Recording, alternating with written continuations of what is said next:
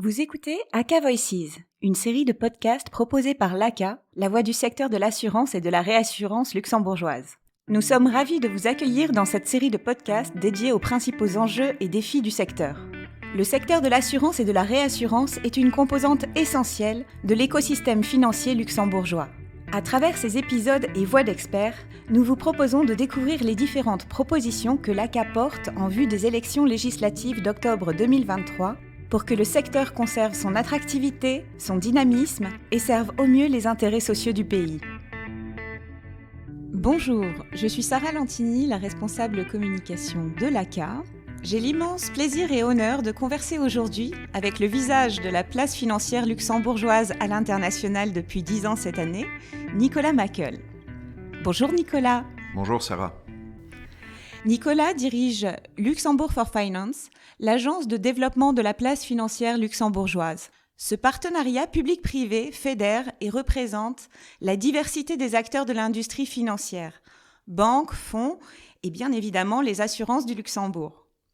Avec son équipe, Nicolas défend l'image de la place financière de Luxembourg au-delà de nos frontières à longueur d'année. C'est donc l'interlocuteur idéal pour le sujet de ce podcast, maintenir et renforcer les actions de promotion de la place financière et de communication sur les marchés de distribution des assureurs luxembourgeois.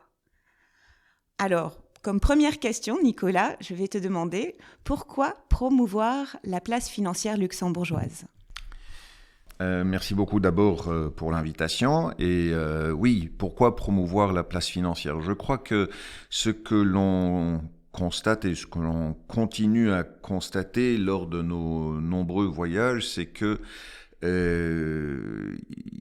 il faut continuer à expliquer le Luxembourg pour faire comprendre aux gens ce que la place financière luxembourgeoise est dans toutes ses différentes activités. Ce n'est plus aujourd'hui une question de justifier la place où tu as parlé de défendre l'image, je pense même pas. Ça, on doit le faire dans certains pays, en particulier vis-à-vis des médias, mais pour le reste, dans notre activité de développement et de promotion de la place, c'est surtout une question d'expliquer toutes les différentes activités de la place, le rôle que joue la place du Luxembourg dans le paysage des places financières européennes, comment le Luxembourg arrive à jouer un rôle aussi grand. Plus on s'éloigne évidemment de l'Europe, plus il faut expliquer cela, parce que beaucoup de gens ne comprennent pas comment un pays, si on le regarde simplement à travers sa dimension territoriale, peut jouer un aussi grand rôle. C'est très simple, c'est le fait d'appartenir au marché unique européen. Ah, très bien. Donc, les gens comprennent une fois qu'on explique. Ce que l'on constate aussi, c'est que sur beaucoup de choses, les gens manquent de connaissances à l'égard du Luxembourg. Pourquoi ? Parce que on ne fait pas partie naturellement de différents articles médiatiques où l'on explique, par exemple, comme c'est le cas pour Paris ou pour Francfort, ce que sont ces places, parce que aussi il n'y a pas de correspondant de ces médias internationaux à Luxembourg. Donc, ils ne contribuent pas à ces histoires-là. Et donc, il y a un vide à combler.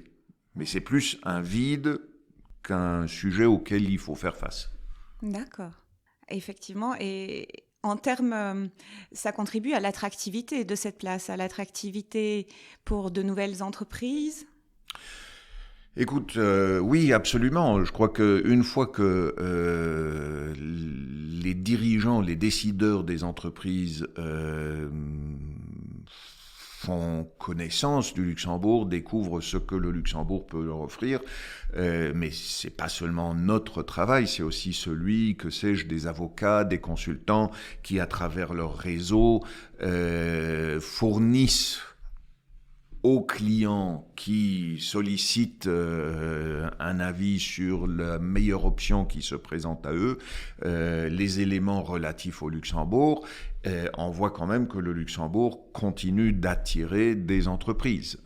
Donc oui, c'est un travail qu'il faut continuer et qui participe à l'attractivité ou pas l'attractivité du Luxembourg, pardon, c'est plutôt qui véhicule les éléments d'attractivité du Luxembourg afin d'assurer que les entreprises prennent en considération ces éléments-là dans leurs décisions.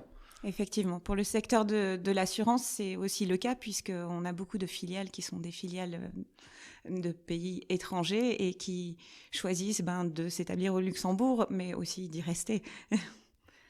Alors, quelles sont pour toi les actions de communication les plus pertinentes pour promouvoir l'industrie de l'assurance luxembourgeoise, de ton regard ? Alors, il n'y a pas une action ou telle action qui est la plus pertinente. Je crois qu'il faut voir ça à plusieurs niveaux. Il faut un bon mix de différentes actions. L'ACA entreprend des actions comme par exemple la conférence que vous allez organiser à Monaco cette semaine. Vous organisez d'autres conférences à Madrid ou à Stockholm ou je ne sais pas où, partout. Vous avez vos canaux de communication, y compris par exemple ce podcast. Tout ça contribue. Et il ne faut pas se limiter à l'une ou à l'autre, ce n'est pas alternatif. Je crois qu'il faut cumuler différents canaux de promotion. C'est ce que nous on fait aussi chez Luxembourg for Finance avec des objectifs différents parce que l'on promeut l'ensemble de la place et par exemple nous on fait déjà un travail de presse qui nous prend beaucoup de temps à travers différents pays, pas seulement au Luxembourg, ou très peu en fait au Luxembourg, mais beaucoup plus à l'étranger. On a différentes publications, on a notre présence sur les réseaux sociaux. Tout ça contribue à promouvoir le Luxembourg et donc il n'y a pas une action ou l'action la plus pertinente, il faut chaque fois la calibrer, même si vous ciblez tel ou tel pays, que ce soit la France, l'Italie. Dans certains pays, ça a plus de sens d'aller sur place, de rencontrer les gens. Dans d'autres pays, ça a peut-être plus de sens de viser le public cible à travers une campagne publicitaire ou autre chose. Voilà, donc il faut vraiment toujours calibrer. Oui. L'ouverture et la réputation de la place sont des enjeux majeurs pour le business de l'ensemble de l'industrie financière au Luxembourg. Du côté des assureurs, nous avons pu observer certaines crispations ou tentatives d'État pour limiter l'accès des produits d'assurance luxembourgeois à ces marchés.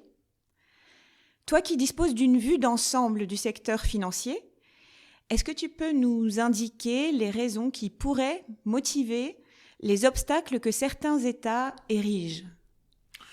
Pour moi, c'est relativement simple. C'est le constat que suite à des années de crise, à des années d'augmentation impressionnante des dépenses publiques, les États non seulement cherchent des nouvelles recettes, mais aussi ont développé des réactions protectionnistes.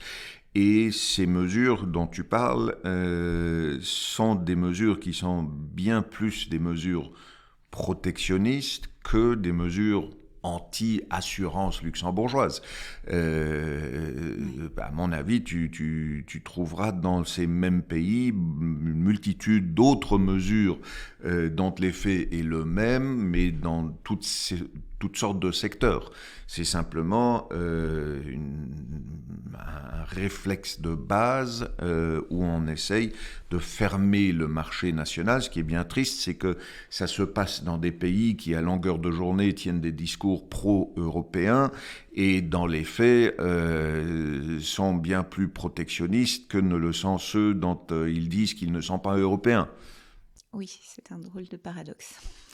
Du coup, en 10 ans, la place financière luxembourgeoise a beaucoup évolué. Et est-ce que tu peux me dire quelles sont pour toi les évolutions les plus marquantes et les éléments qui sont aujourd'hui et pour les années à venir les atouts de la place ? Alors, ce qui est un fait, c'est que, comme tu le dis, la place luxembourgeoise en 10 ans a beaucoup évolué. Nous sommes devenus une place qui est encore plus internationale qu'elle ne l'était il y a 10 ans, qui a un rôle à jouer vraiment dans la finance globale, peut-être pas nécessairement directement dans l'assurance vie luxembourgeoise, mais de manière générale, quand tu regardes néanmoins le produit qu'utilise notamment aussi l'assurance vie luxembourgeoise, que sont les fonds luxembourgeois, ça c'est devenu vraiment la colonne vertébrale de la place, et elle attire des investisseurs et des promoteurs de fonds du monde entier. Et le Luxembourg, vraiment, est un des pays dont les fonds sont les plus largement distribués au monde. Pour moi, c'est cette dimension internationale qui, aujourd'hui, vraiment, est l'évolution la plus marquante et la plus importante. À côté de cela, quand tu regardes dans quel secteur le Luxembourg s'est le plus développé ou sur quel thème, je crois que oui, évidemment, tu as tout ce qui est fonds alternatifs, où le Luxembourg a vraiment énormément gagné en termes de part de marché en Europe. Tu as la tendance lourde qui est la marche vers la durabilité. Évidemment, tu as la digitalisation qui se fait à travers tous les secteurs. Puis, dans le secteur qui intéresse l'ACA bien plus particulièrement, tu as aussi l'ajout de toute une série de nouveaux acteurs qui non seulement rajoutent quelque chose quantitativement, mais qui ont aussi rajouté une nouvelle activité au Luxembourg, ou développé de manière vraiment substantielle l'assurance non-vie pan-européenne, qui était une activité où le secteur de l'assurance n'était pas aussi développé qu'il ne l'est devenu maintenant. Donc voilà, mais si je dois résumer, pour moi c'est vraiment la dimension internationale qui fait la valeur ajoutée du Luxembourg. Quand tu regardes comment on se définit par rapport à d'autres places financières, je crois que la vraie valeur ajoutée, la vraie différence du Luxembourg, c'est cette dimension internationale qui fait que on est devenu un centre de compétences, voire un centre d'excellence dans les questions multijuridictionnelles. Et ça dans tous les secteurs, que ce soit la banque privée, les fonds, l'assurance, dans tous les secteurs. Et sur un nombre très très important de marchés. Absolument, voilà. Merci beaucoup Nicolas pour ton temps et pour avoir répondu à ces questions. Et donc on constate que tu vas continuer à arpenter la planète. Oui, merci beaucoup Sarah, c'était un plaisir. Merci d'avoir écouté cet épisode. Nous espérons qu'il a répondu à vos attentes sur le sujet. Retrouvez cet épisode ainsi que l'ensemble des revendications que l'ACA porte en vue des élections législatives d'octobre 2023 à travers un dossier dédié disponible sur le site www.aca.lu. N'hésitez pas à contribuer au rayonnement du secteur et des sujets qui s'y rattachent en partageant cet épisode et en rejoignant la communauté sur notre page LinkedIn ACA Luxembourg. Rendez-vous au prochain épisode.